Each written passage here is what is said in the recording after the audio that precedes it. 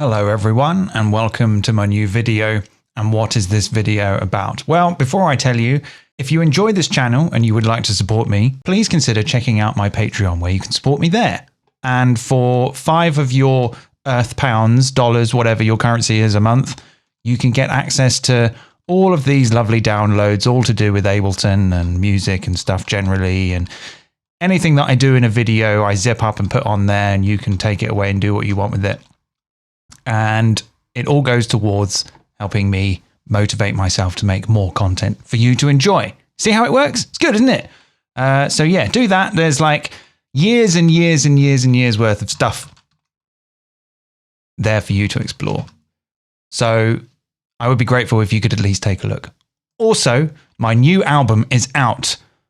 I shall put links in the description, and I will be doing a few videos about things to do with that in the next few days. But if you don't check it out, that's fine. I'm not going to cry about it. Anyway, what are we going to do now? Now I've got all that crap out of the way. What are we going to do? Well, we're going to ruin music. First of all, I'm just going to have a quick beverage. Okay, so what I'm going to do in this video is basically what I do in every video, really, which is just mangle drum loops. And I'm going to do it in Live 11 using some of the new features where in previous videos, I probably would have done more sort of convoluted and complex ways using all these MIDI devices and stuff. But with the new MIDI features in Live 11, all of that stuff is a little bit more easier and faster to do. So what I'm going to start with is this drum loop, which is actually me.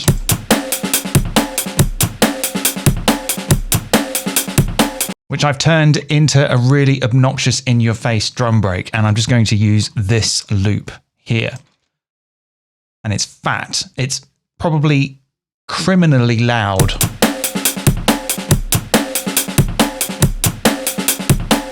And sounds great at like 180, 190.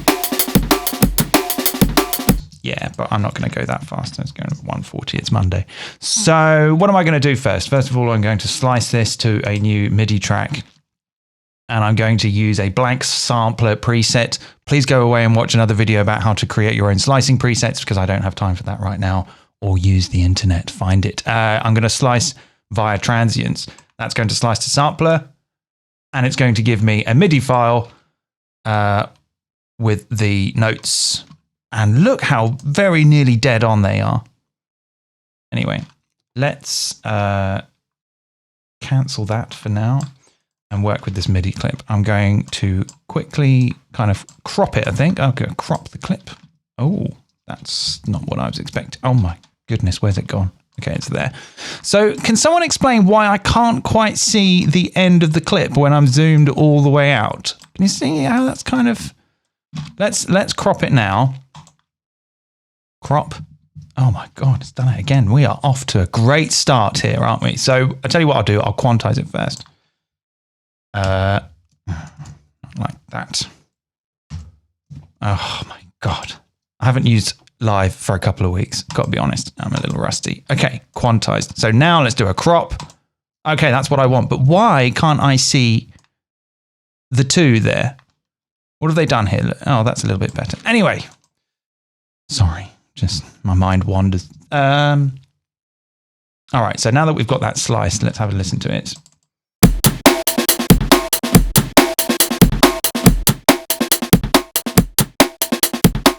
Okay, so it's sliced it into transients, which means that we've lost all the warping. That's all right. I'm just going to notch it down a few semitones, maybe 3.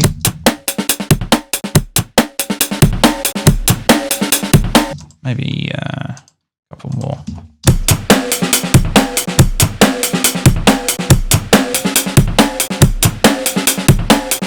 Let's maybe go up a tiny bit to 150. Okay, so what I'm going to do is I'm basically going to create loads and loads of instances of this sampler and give them all different treatments. And then I'm going to access those various treatments by using some of the new features in the MIDI sequencer in the clips, such as the chants and velocity. So before I would always use things like velocity plugins to do some switching between various instances of things. Don't really need to do that anymore. We can actually just do it all from the sequencer. So that was what I thought I would try and do. So to start with, I'm going to group it and open the chain editor or the chain thing. And let's just think about what we could do with it. So maybe I might make this sort of the top one, and I'll just pull the decay back a little bit.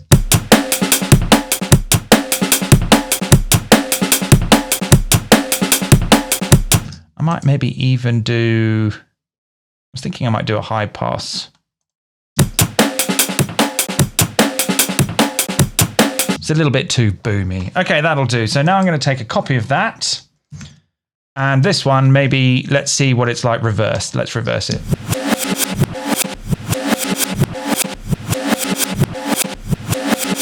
Okay, that's interesting. We'll keep that one. Let's make another duplicate. Let's think about what we could do with this one. We could maybe do like some pitch modulation or something.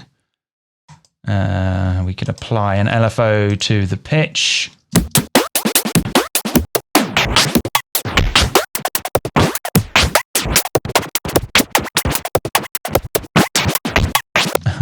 Okay, that's fun. So let's take the second LFO, or rather LFO3 to a sample and hold with the retrigger on, and then let's route that LFO to the rate of LFO2. See what we get. It's fucking loud. Sorry guys or girls in earbuds. Sorry, your fragile little ears.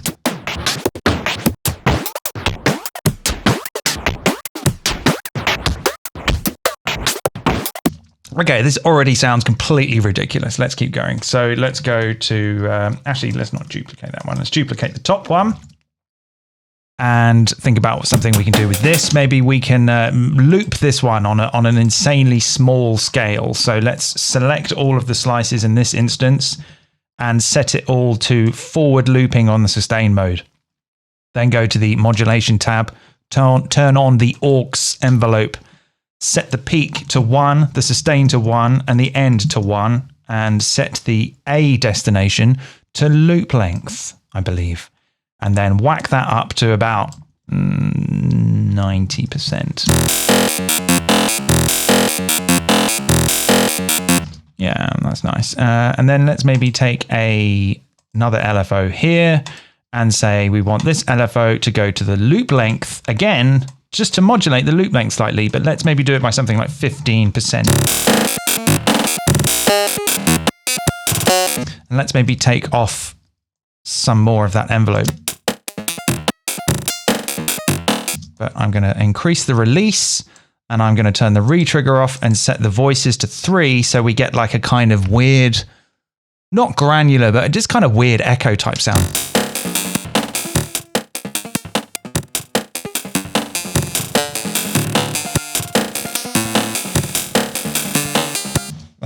That's funny. Let's take a copy of that. Let's duplicate that, and then this one will apply an LFO to the start, the loop start position. We'll use a triangle LFO. We'll turn the retrigger off, and we'll just have it going at like 1. I guess that's a bar, and then we'll assign that to the loop start, and then we'll get like the same as the last one, but the start position of the loop will be moving around.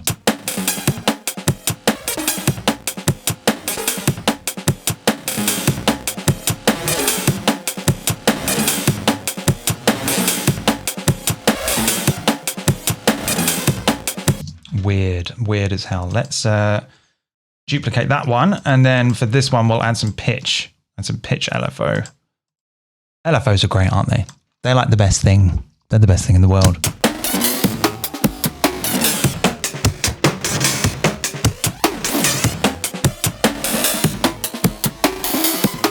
Okay, what else could we do? Let me think for a minute. I was kind of thinking that maybe I would like to isolate the kicks and the snares in one instance and kind of make them, what's the word? Null to some of the processes. I don't think null was the right word. Let's just say exempt from some of the processes in which I'm going to do with the MIDI. So I'll take a copy of the top one, go into the zone editor, and just sort of do my best to follow. So 3, so 2 we don't want. 10 we want. So let's take out 11 and 12.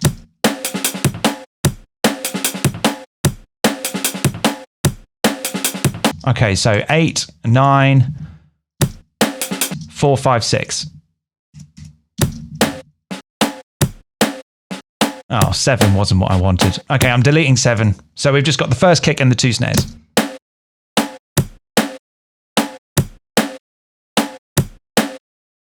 Okay, that's cool. So maybe I might just go to the filter here and just like give them a bit of a crank with the shaper.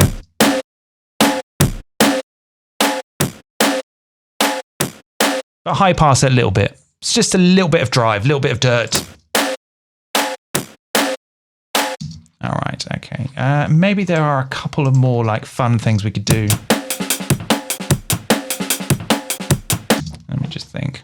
I'm going to have a pensive sip of beer. Please drink responsibly, YouTube. Maybe we could have some that are going through some effects, like some reverbs or something. So what did I do? Did I do like a duplicate? Okay. Okay, so let's take a copy of this one, solo that, and then let's put like just some reverbs on it. I guess we could try the hybrid reverb. I haven't spent that much time with it yet, so I might just use the old one. And you can use whichever one you want, man. It's your life.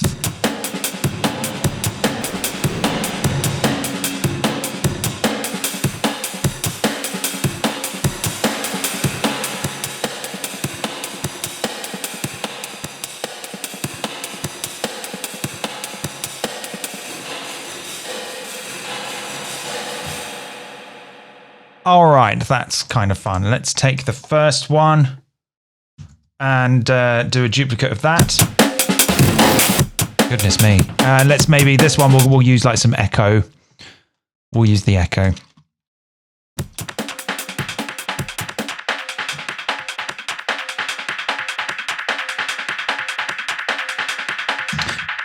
Okay, that's perfectly fine. So basically we've got a stupid amount of chains here of basically the same drum loop sliced up with loads of different things on it.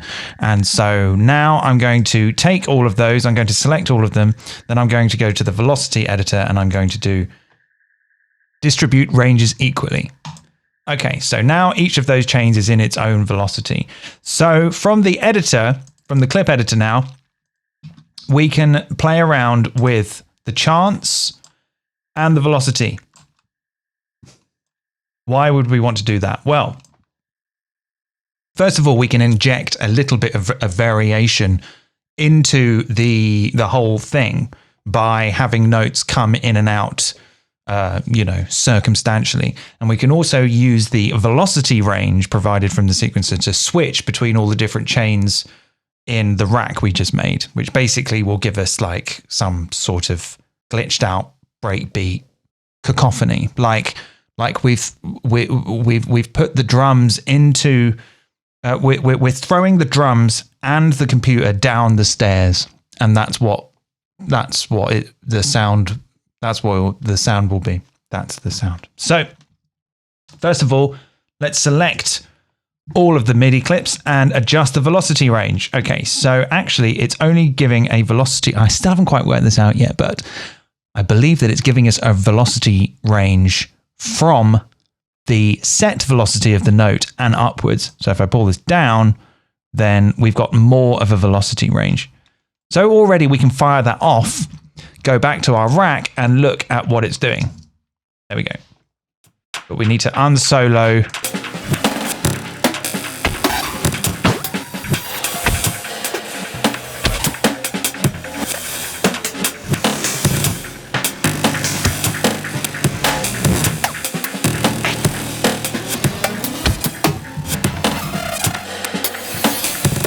Okay, so that was kind of stupid. It was a bit too much choppy, too much. It doesn't make any sense, And I know what's going to happen. People are going to come in the comments and they're going to go, "Oh, it's just random noise. That's not music. It's just random noise."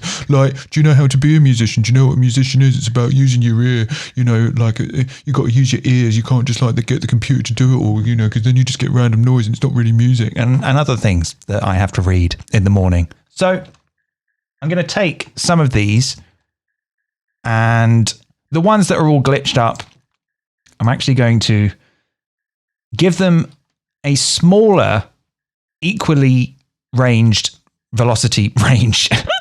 So I'm going to say like maybe 104 to 127. Let's say 96. Now we'll go distribute ranges equally. And our top one, which is basically the dry one, we'll give it more space. In fact, actually what we could do is have it on top of the other ones. We'll try that in a minute. Let's just start with this first.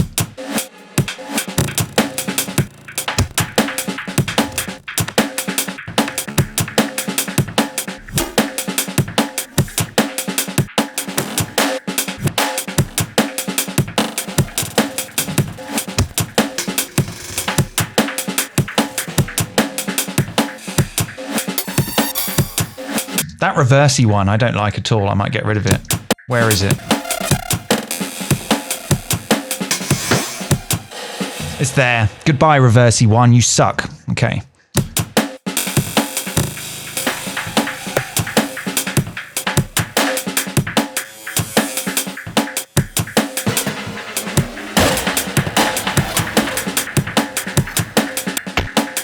Okay, some of them have maybe got a little bit too much release times on the envelope. Let's hide the velocity thing for a while, jump to our global tab and just work our way. I do really like the way that when you work in multiple chains on the same instrument, if you hit the tab and you change the chain, it stays on that tab. You know, they really think of these. It's the little things. It's the little things that they think of that make a lot of difference when you do really idiosyncratic work like probably only me. So yeah, some of these release times are a little ridiculous. So let's maybe pull them down and actually let's copy all the copy value to siblings, go back to our top one. Yeah. Ha.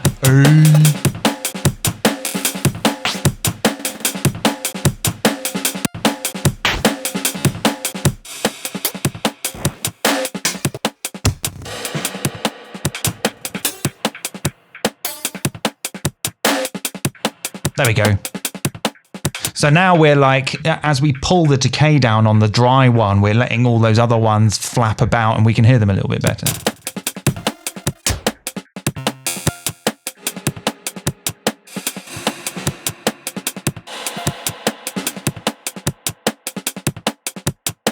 Okay, so now let's like see what we can do with the chants here. So for some of these notes, I want them to have 100% chance.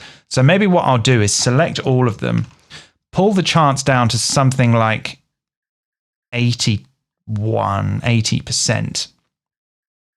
Let's maybe go for 70%. Go on, just give me, oh, it's a tiny little bit hard to do. Okay, right. And then for the ones, this one and the snares, the first kick in the snare, I absolutely want 100% chance.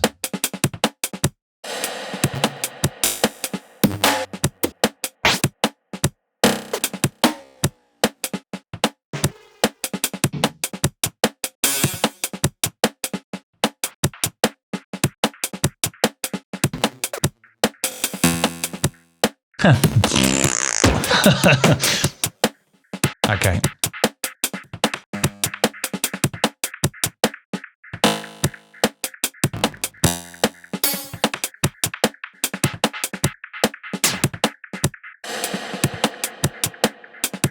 Which one's the reverb one? That one. Let's pull that dry one down a bit.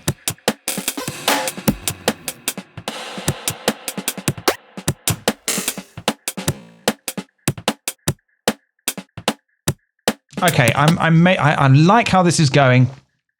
I maybe want to chuck a few like beat repeats in some of these. I can remember which ones are which. Which is this is the pitchy one. Okay, so I'm just gonna like put like a few beat repeats in here.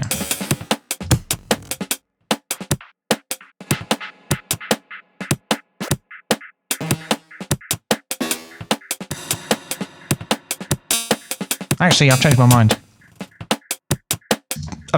No, actually, I'm going to put them on the whole mix of this rack.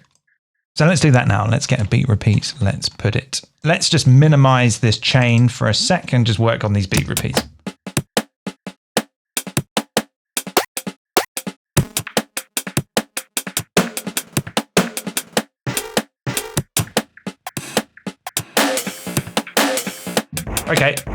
Okay, but we don't want it to happen all the time. So let's say 25%. I'm going to take a copy of that, put one before, put the offset to 0, give this one a grid of 1/8, put that gate down. And then I might like maybe take a copy of that and move over here, but put it there in the offset. I'll take a copy of this one, put that one over here, change the offset for that, and maybe the grid to 1/6, pull that gate down a little bit. That might be what I want. I'm not sure. We'll find out. We'll find out together, boys and girls. Let's move that there, 1/16, 1/16. All right, let's see what this is like.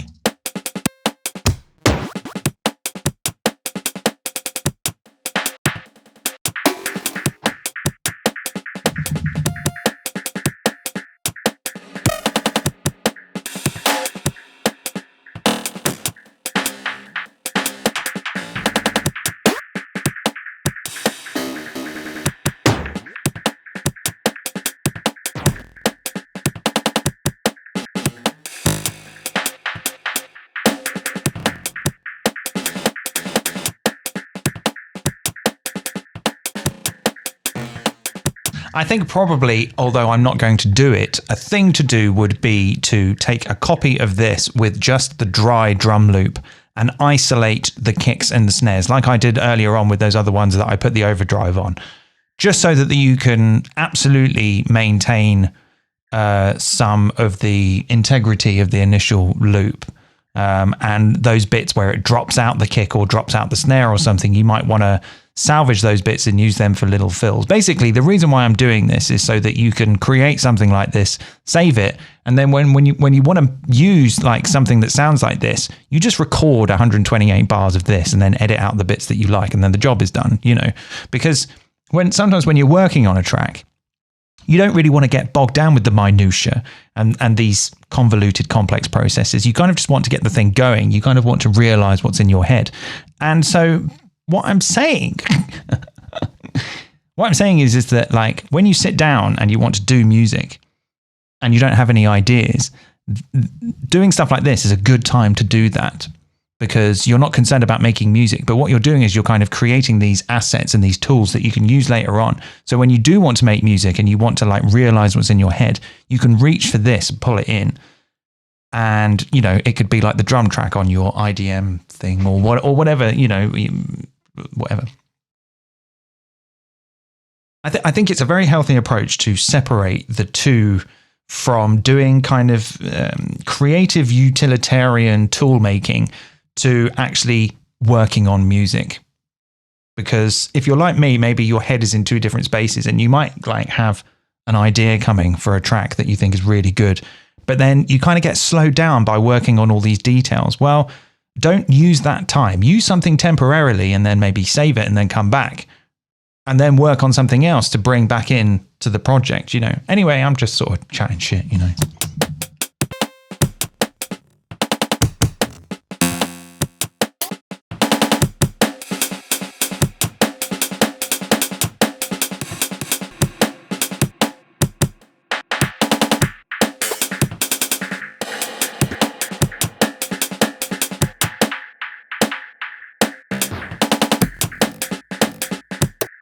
Maybe I might compress it a little bit with the old drum bus.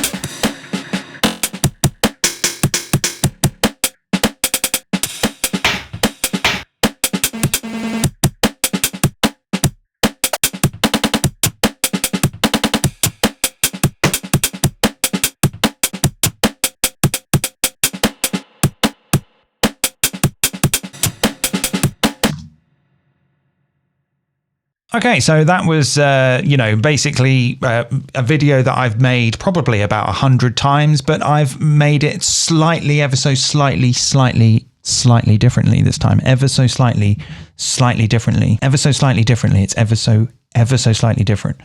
So I'm going to go away now and put that on my Patreon page where you can go and say, oh, I did that at the start, didn't I? Yeah, I'm going to try and start doing it at the start now rather than at the end, just to see if I can get more people interested, you know. So yeah, go and do that. Go and download this and do whatever you want with it. I don't care. And thank you for watching. See you again very soon. And have fun and be nice. Behave yourselves. Don't get into trouble. All right. Otherwise, I'll come for you. All right. You don't want that. You don't want that.